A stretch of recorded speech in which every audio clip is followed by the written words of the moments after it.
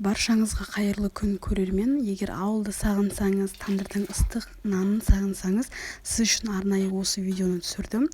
Ең алдымен арнайы ыдысымызға 8 стакан суымызды құйып аламыз. Оның 5 стаканы ыстық қайнаған су болса, 3 стаканы мұздай су. Содан кейін үстіне керекті мөлшердегі тұзымызды салып аламыз.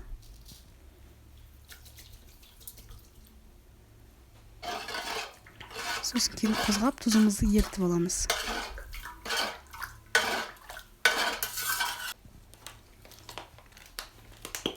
Екі үлкен ас қасығымен майонез қосамыз.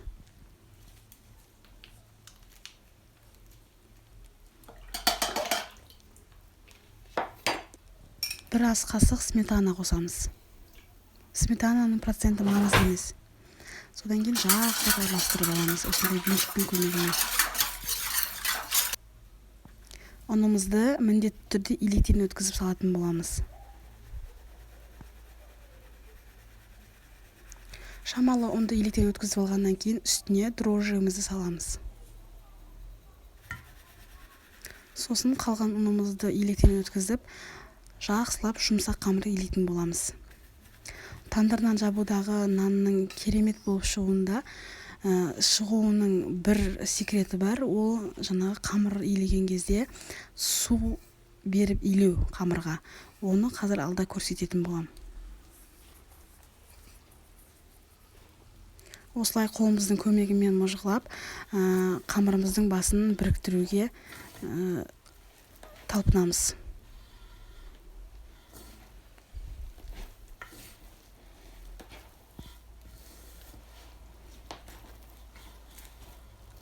Басы біріккенге дейін көп мөлшерде ұн қоса берсеңіздер болады. Басы біріккеннен кейін мүлде ұн қоспаймыз.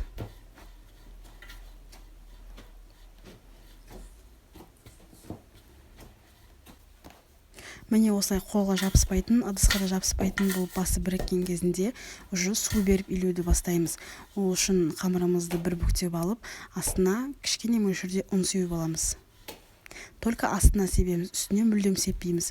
Содан кейін қолымызды алдын ала дайындап алған жылы суымызға батырып, осы су қолымызбен қамыр илейтін боламыз. Міне осыны су беріп илеу дейді. Бұл қамырдың жұмсақ әрі жылтыр болып шығуына көмектеседі. Осылай су беру процесін мен 10 рет қайталаймын.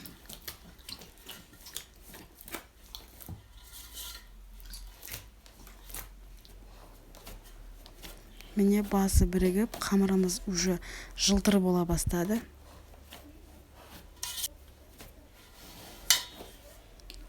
Байқасаңыздар, қамырымыз жып-жылтыр болып, әдемі болып иленді. Енді бетін жауып, 1-1,5 сағатқа жылы жерге орап қоямыз.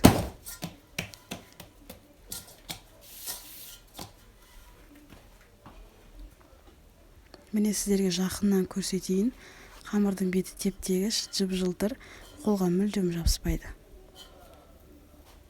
Содан кейін қамырымыздың бетіне осылай міндетті түрде ұн себем. Қазір пищевой пленкамен жапқан кезде, чтобы қамырымыз пленкаға жабысып қалмас үшін міндетті түрде ұн себемін. Осылай пищевой пленкамен жауып, матадастарханға орап, содан кейін жылы плетке орайтын боламыз.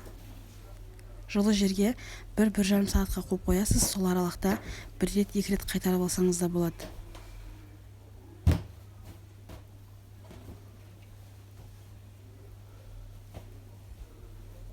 Осылай міндетті түрде қалың қылып орап тастау керек.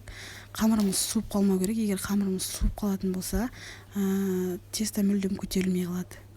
Содан кейін біздің тандыр. Осы тандырға қазір нан жабатын боламыз.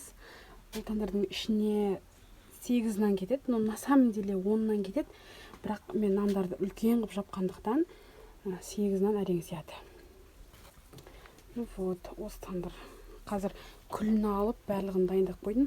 Енді мұнда тезегін әкеп қойдым. Бізде тезек деп айтады, сіздерде қайтып айтатынын білмеймін.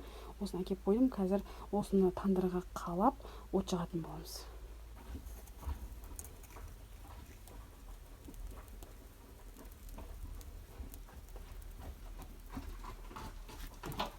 Міне мен тандырды дайындап, отын жағып қойдым. Бұл от енді примерно 15-20 минут жанатын болады. Бізге тек қана шоғы қалған кезде ғана нан жабыстырамыз. Осы аралықта нанды жасайтын боламыз. Мен бір жарым сағатқа қалдырдым. Бір жарым сағаттың ішінде қамырымыз осылай пышный болып көтерілді. Содан кейін бетіндегі пищевой пленкасын алып тастап, дастарханымыздың үстіне қамырымызды осылай ұн себу арқылы төгетін боламыз.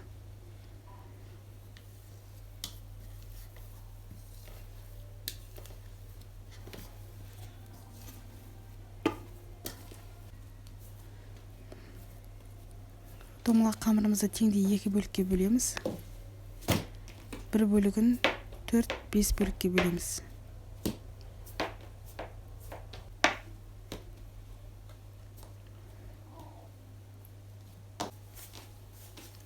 Осылай қолымыздың көмегімен сосын қамырларымызды зуала қыламыз.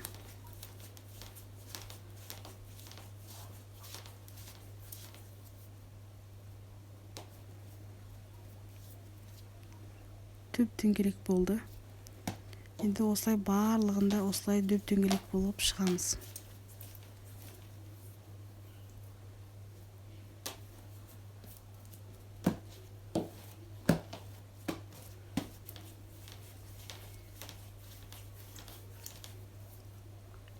Барлығын дөңгелектеп болғаннан кейін мата дастарханның көмегімен бетін жауып 10 минутқа тағы қалдырамыз. 10 минуттан кейін осылай көтеріліп шығады, бетіне ұн сеуіп, қолымызбен бір басып шығамыз ортасынан.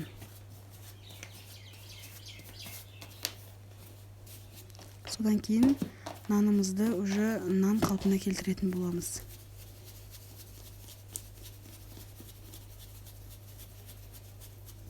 Видеода бәрін толық көрсеткем, қарап үйреніп алсаңыздар болады.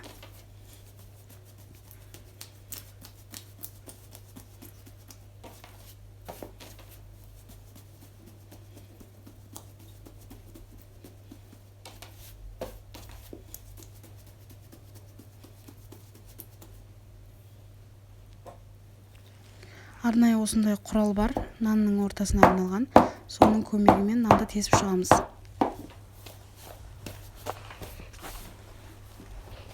Жаңағы құралдың қалай аталатынын мен білмеймін. Осылай барлық нанымызды жасап аламыз. Содан кейін бетін жауып, тағы 5 минутқа қалдырамыз. Байқасаңыздар, мен тесігін төмен қараттым. Сонда нан жақсы көтерілетін болады. Содан кейін тандырымызды тексереміз. Қолымызды осылай 5 секундтың көлемінде ұстап тұра алсақ, значит тандыр дайын деген сөз.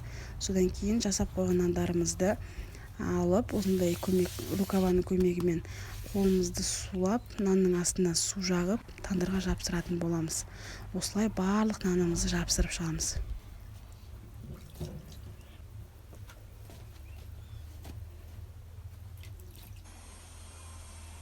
Міне, нандар жабыстырып шықтым. Содан кейін тандырда нандар 20-25 минуттың көлемінде піседі. Осылай әп-әдемі болып пісті. Бетіне жай ғана су жағамын, ешқандай май ештеме жақпаймын. Видеоның соңына дейін қарағандарыңызға рахмет.